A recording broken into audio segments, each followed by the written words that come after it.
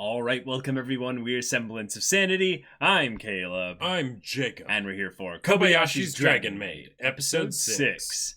All right, we've gotten ourselves a lot of adorableness in the last couple episodes, and having a lot of enjoyment with it. Oh yeah, and Tohru is, as always, super protective of Kobayashi, making sure that manager isn't giving her too much grief. Definitely being subtle about it too. Yep. Right. Right. Not drawing too much attention to herself at all. Yeah. I like that they're figuring out, specifically Tohru, kind of ways in which she can incorporate her real life skills kind of into her everyday kind of stuff here, and then acquiring more of those definitely said skills. We've gotten ourselves set up where Fafnir is going to be staying with her co-worker. That's good there. Most of the characters at this point are introduced. We only have 1 or 2 left. Okay. But y'all, without further ado, let's get into this. All right, everyone, be sure to go check out the reaction portion of the video in the description below, and then come back here for the discussion.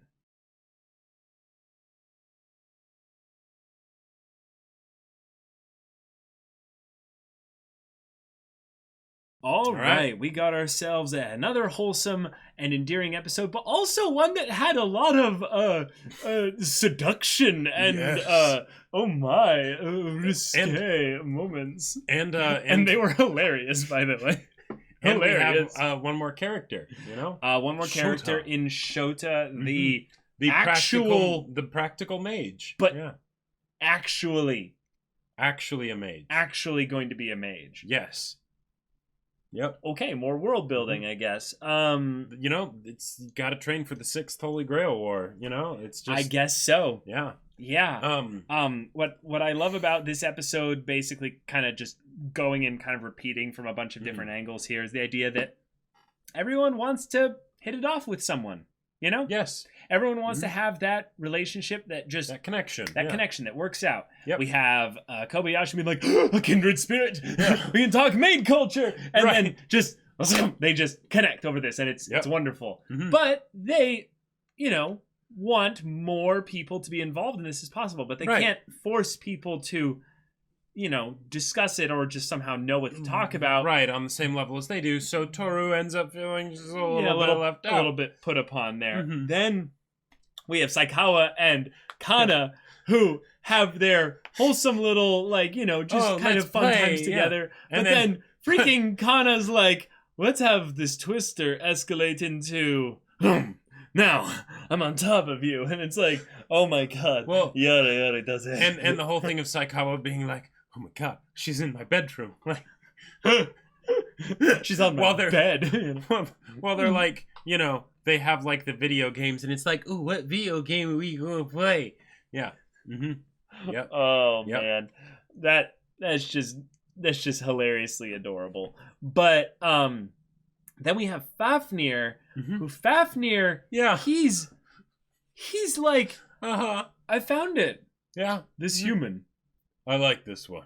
Yeah. He's a good one. Yeah. Yeah. Well, and the like his whole mental conversation with himself of like, the misses are pretty easy to tell, right? You can tell pretty quickly. Right. In a lot of ways I prefer those. It's easier that way. Well, he did say that was the way it was actually with people that were coming to steal his treasure. Right. Not with all humans. With humans in general, you kind of have to...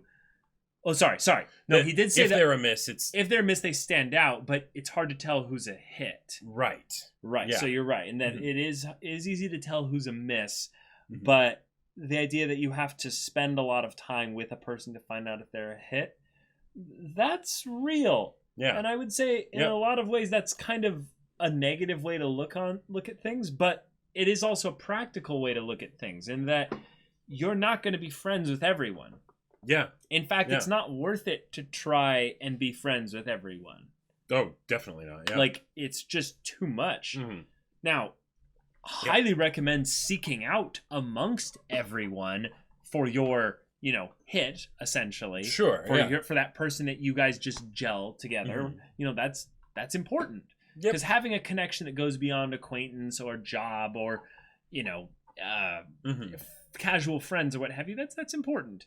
That's also something that sometimes is necessary just for basic survival things as well. Definitely. In the case of Lukoa, who needs a place to crash. Just needs a place to crash. Yep. And Shota, the very mature and astute and intelligent, wise beyond his years even, young up-and-coming mage, will not be swayed by her seduction. By her you seductive succubus. ways, you demonic succubus.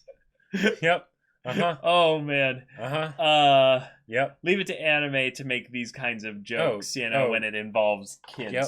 Jesus. Well, and it's part of the whole thing of like KyoAni just in general making everything look all cutesy, and the age of anime characters being hard to tell, But anyway. But before make it weird, just this is a hilarious setup episode for every character kind of making the moves to build a connection a little bit find a more. place where they belong. Yeah. Right. And Tohru being kind of the main dragon of all of them there.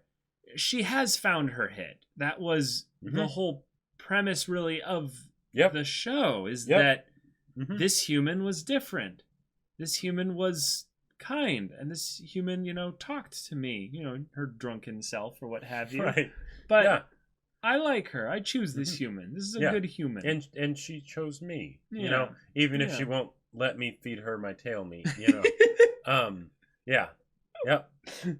And it's things like that I feel like elevate this show beyond just being sort of a cutesy slice of life or, crazy dragons and, and shenanigans and whatnot. Because everyone's looking for that, when it comes right down to it. And that's where this kind of like that's one of the things why I think Kobayashi as a character is so perfect for this show. Because it's because she's normal, right? Right. All the other characters have all the crazy aspects to them, right? Whether it's the circumstances or whatever, and she has that for the circumstances, but everything else about her is very just I'm just a person that gets worked too hard and has back pain and and whatnot, and as much as I may bluster about it or not necessarily tell Tohru, I really appreciate that she's here. Right. Right. Absolutely. Yeah. There's a lot of joy I get from seeing Kana just kind of do her floofy just adorableness on screen. That little rain march is just one of the cutest things I have ever seen. That's one of the big things that I had seen before, like there was because I think it's the only really like moving based thing that I've seen. I've seen like Kana doing like a hands up in the air kind of mouth open thing, but I don't think I'd seen her move really other than in that little bit there, but it always seemed like it was longer. Yeah, I know, right? It's like looped, probably, right? Because usually it'll be in like a GIF or something, and it'll be looped. But it's just that this it was like half a second of animation, just ended basically up being like one step on each foot, and that was it. Because it's like starting on one, and then it's just really just lifting up, and then maybe coming down towards the other again, but not actually jumping again. So, dang. We got a little bit of details with Quetzalcoatl, aka Lukoa, talking about being a fallen goddess. Yes, which she had mentioned before, but now we know a little bit more from her side of things as to why that is. Indeed. Yeah. I feel like the show, if anything, is going to end because it's it would have probably gotten a second season if they it actually was. In planning and I believe production, if not for the tragedy that happened. So, if anything, I could see the way this first season ends is them kind of addressing what happened in the very beginning, kind of the prequel kind of stuff with regards to Tohru. Yeah, and like maybe what happened before, why she came here specifically. Right, but maybe dealing with whoever it was that wounded her and deal with that, because wasn't there mention of like gods and stuff? Well, I mean, Quetzalcoatl used to be a god, so there's that. And it definitely looked godlike because it was some kind of like Zeus looking thing or something. Yeah. That threw some crazy sword and there you go, right? Right. Because I mean, what else would really be battling against dragons, other than just humans? But how well could they do? Right. I just love the idea of a domesticated Fafnir, fledgling human mage, and then a squadron of dragons. All basically like orchestrating together, and maybe it's something where like even Kobayashi is involved with the spell, but all these dragons channel their energy into a spell attack from a human because they don't want to reveal their forms or what have definitely. you. Yeah. And then it's this multi like rainbow color just and then they just smite a Gurren Lagann type thing where they form some Voltron mech or other. No, not forming Voltron. I'm just talking about them like our powers combine energy wise. Definitely. And then, it's a way in which they don't have to commit die on all of the planet, in order to that is one of the issues. if this ever say was disrupted in some serious way, how do you make it so that the consequences of said disruption don't just kill everything? Well, I mean, Lukoa and Tohru seem to have some ability they are to kind pretty of powerful, rewind reality and stuff. So it's kind of unclear of exactly what they can do. But they can bring about Armageddon. Yeah, cute floof more important than exactly all the stuff. Exactly. I loved the kind of neat kind of jokes with regards to Fafnir and of the people online just being like, Katia. Oh man, he's such a he's quite the RPer, right and shut up, don't talk to me, I'll kill you. And it's like wow man, like calm down. And he's like, I'm not human, don't lump me in with you. Don't group with me anymore. Well, and okay, there were 3 parts from Fafnir that I think were my favorite from this episode. One is the hair toss. The hair flip. The hair flip was amazing. That was inspired. Whoever did that. Oh man, that was just perfect. Beautiful. Yeah. Absolutely perfect. Then of course there's the realization of the hit or miss kind of. Yes, there's the hit or miss. Yeah, and I feel like that's the real serious one. And then the other one is him going into, being like, oh, the shampoo is good for my hair. And, I almost expected it to go into, some super, animated, yeah, and, imagine, shower fan service scene, but Fafnir with his long locks and everything. Wow! Just everything just... I am too sexy for my shirt.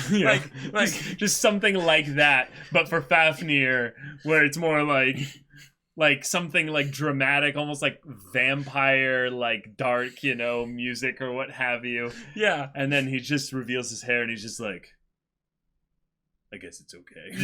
Yeah, right. Yeah. Kana is the mascot of this show, definitely. Yes. Kobayashi, in my mind, is still the best girl of this show. But Fafnir, this, I believe, is a good encapsulation of why Fafnir is second best girl. Yeah, because I don't know if I can call any of them best girl yet, because I can't decide. Oh, man. Yeah. Kobayashi, I think, is the one that I would come the closest to saying, best girl at this point. But... yeah, it was just some good Fafnir stuff. Yep. I loved Saikawa just absolutely freaking out about everything with Kana. That was funny. Yep. And then also, I guess the voice that they chose for the older sister of Saikawa, she changed her name to Georgie or what have you as a fake name for the maid kind of situation. I guess it's more of something to where if, say, they're maybe she doesn't have parents or something. And maybe it's if, the authorities or what have you found out or what have you, maybe the sister's not old enough to be, a caretaker, but then she pretends to be a maid. And then people are like, we don't need to look into this too much or what have you. Yeah. Sure. I mean, that could be it. But I also just love that it's no, she's not actually a maid. She's just a maid fanatic, Kobayashi. Right. And Kobayashi just realizing, there's more of us out there. Well, and Tohru being like, wait, but you're not in, the black and white getup, how can you be a maid? And Kobayashi's like, all right, hold up a minute. So, You don't have to be just in black and white in order to be Maid. I've been telling you that what you do as Maid is more cosplay. This is true appreciation. Yes. But then she is the one that grabs all the stereotypical kind of fancy things, secondhand or what have you, so that she can have that feeling of being like, I'm one of those like posh people that like changes clothes like twice a day. And it has the china. Like, I feel like that whole conversation was them basically just talking about how they would really love to watch Downton Abbey. Like I feel like that basically could be the takeaway for the two of them. Sure.